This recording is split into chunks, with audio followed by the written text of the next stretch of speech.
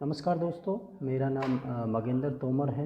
मैं gun for glory में shooting coach हूँ और फ़िलहाल मैं अहमदाबाद में संस्कार धाम स्कूल DLSS शूटिंग सेंटर में कार्यरत हूँ।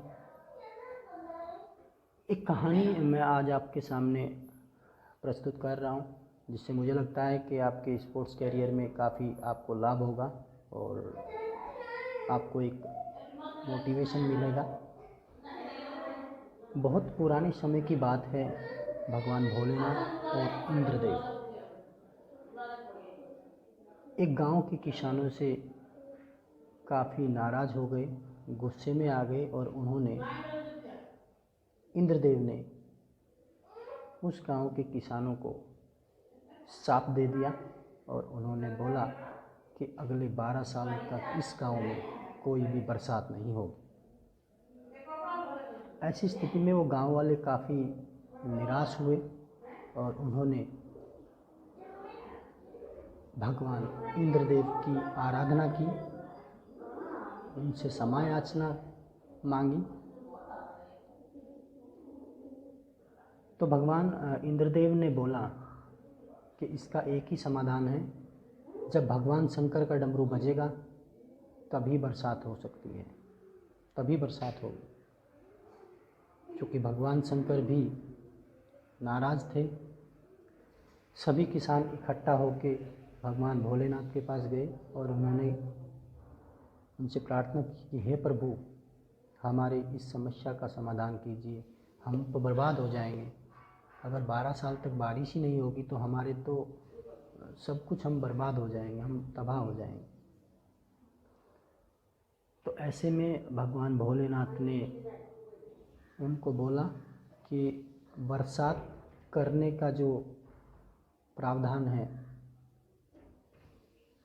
वो भगवान इंद्रदेव के ही पास है, मैं इसमें आपकी कोई हेल्प नहीं कर सकता।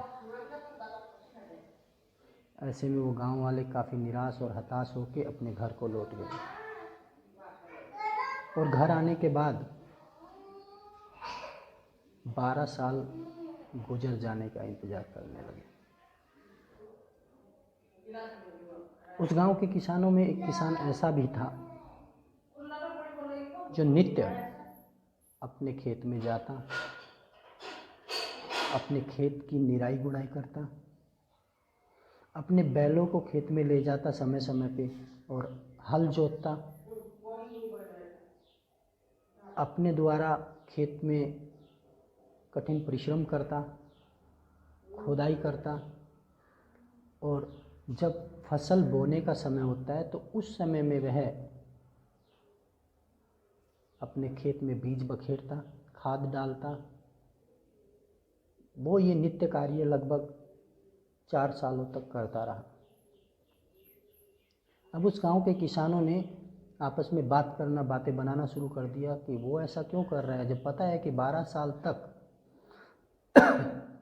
कोई बरसात ही नहीं होगी तो उसको इससे क्या फ़ायदा होने वाला है।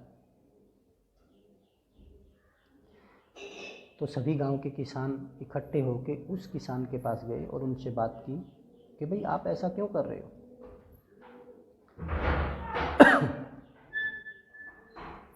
उस किसान ने उनको जवाब दिया कि देखिए, मुझे पता है कि 12 सालों तक बरसात नहीं होगी, परंतु मैं 12 साल तक अगर बरसात का इंतज़ार करूँगा तो हो सकता है मेरा बैल जो है, जो मेरे बैल मेरे पास है, वो हो सकता है कि वो खेत जोतना ही भूल जाए, वो सीधे सीधे चलना ही भूल जाए। हो सकता है कि मैं जो हल पकड़ के जुताई करता था, मैं वो हल का वजन ही उठाना भूल जाऊं, उसको संभालना ही भूल जाऊं। हो सकता है कि मैं वो बीज बखेरना ही भूल जाऊं या मैं खाद डालना ही भूल जाऊं। और सबसे बड़ा फ़ायदा हो सकता है कि 12 साल बाद मेरा शरीर किसानी का कार्य करना ही भूल जाए, उसमें इतनी क्षमता ही ना बचे, वो उस लायक ही ना बचे। तो ये बात सभी गांव के किसानों को दिल को छू गई और उन्होंने बोला कि ये तो बिल्कुल ठीक बात कह रहे हैं। अगर हम 12 साल तक कार्य ही नहीं करेंगे कुछ भी, तो हो सकता है हमारा शरीर उस लायक बचे ही ना। तो यही बात जो आपस में वो मंत्रणा कर रहे थे, बातें कर रहे थे, यही बात माता पार्वती और भोलेनाथ सुन रहे थे। माता पार्वती ने भोलेनाथ को बोला कि हे प्रभु, यह किसान तो बिल्कुल सत्य बात बोल रहा है, तो बिल्कुल सही बात बोल रहा है। अगर कोई भी प्राणी 12 साल तक अपना कार्य नहीं करेगा जो वो करता आ रहा था, तो मुझे लगता है कि वो अपना कार्य करना ही भूल जाएगा। तो इस हिसाब से अगर आप 12 साल तक डमरू ही नहीं बजाएंगे, तो आप तो डमरू बजाना ही भूल जाएंगे। तो ऐसे में भगवान भोलेनाथ के हाथ एकदम से हाथ उठा और उसने डमरू बजा दिया कि नहीं पार्वती देखो, मैं डमरू बजाना नहीं भूलूंगा। तो जैसे ही डमरू बजा, जोर की बरसात हुई और उस श्राप से पूरे गांव के किसानों को मुक्ति मिली। और उसका फ़ायदा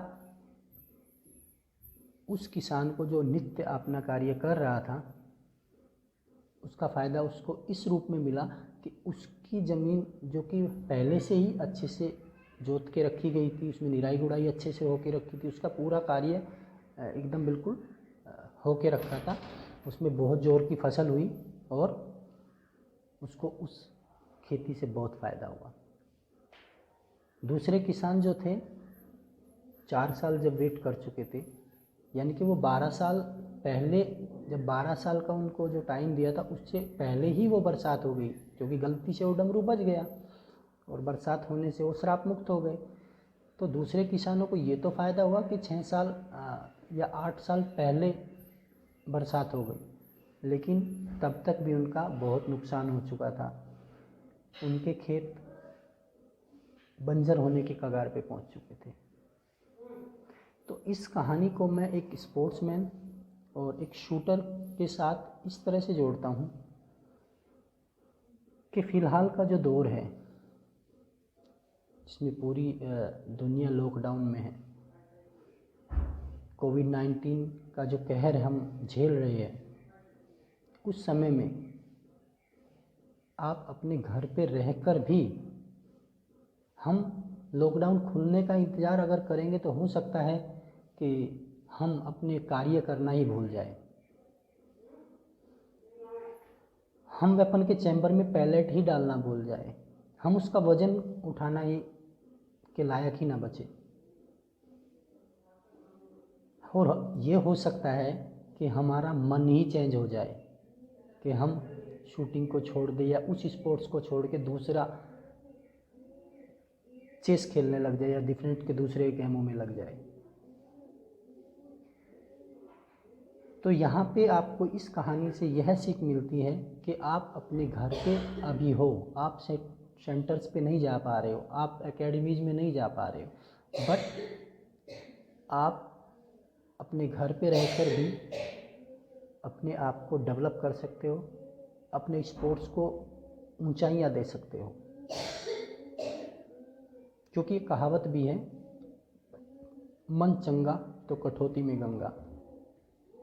इसका अर्थ ये है, अगर आपका मन में कुछ करने का चाह है, कुछ करने का जज्बा आपके दिमाग में है, तो आप निश्चित ही ऊंचाइयों को छू सकते हैं। आप घर पे रह के ही, मुझे पता है कि आप कुछ चीज़ें जो है वो शूटिंग रिलेटेड नहीं कर पाएंगे, लेकिन कुछ नहीं करने से अच्छा है बाकी बहुत कुछ आप कर सकते हैं। जैसे कि आप घर में ही रह के बॉल होल्डिंग कर सकते हैं, जिसके पास वेपन है वो वेपन के साथ कर सकते हैं, जिसके पास वेपन नहीं भी है वो कोई भी वेट उठा के कर सकते हैं, पानी की बोतल लेके कर सकते हैं। बहुत सारी ऐसी चीज़ें हैं जो आपके एक स्पोर्ट्समैन को डेवलप करने में हेल्प करती है। एक चैम्पियन जो बनता है उसके पीछे बहुत सारी चीज़ें जुड़ी होती हैं। अब उन बहुत सारी चीज़ों में कुछ मैं जिक्र करना चाहूँगा। एक खिलाड़ी को एक्सटर्नल हेल्प की भी ज़रूरत होती है जो उसके हाथ में नहीं है, जैसे कि उसको फिजियो की ज़रूरत होती है, उसको मेंटर की ज़रूरत होती है, उसको साइकोलॉजिस्ट की ज़रूरत होती है, उसको डॉक्टर की ज़रूरत होती है। तो ये सारे जो डिपार्टमेंट है आपके, इनको मजबूत बनाने के लिए जो इनके क्षेत्र में आते हैं, उसके लिए आप ये एक्सटर्नल हेल्प लेके घर पे ही अपने आप को डेवलप करें। घर पे ही आप अपना वो जो सेशन हम 2 या 4 घंटे का जितने भी टाइम आप प्रैक्टिस करते थे, वो ही समय आप अपने घर में शूटिंग के लिए गुजारें, शूटिंग को दो। जैसे कि आपको कहानी में बताया गया है कि आप वो वाले किसान बनो जो अपना निरंतर कार्य कर रहा था। आप वो वाले किसान मत बनो जो लॉकडाउन खुलने का इंतज़ार करते हैं। जय हिंद दोस्तों।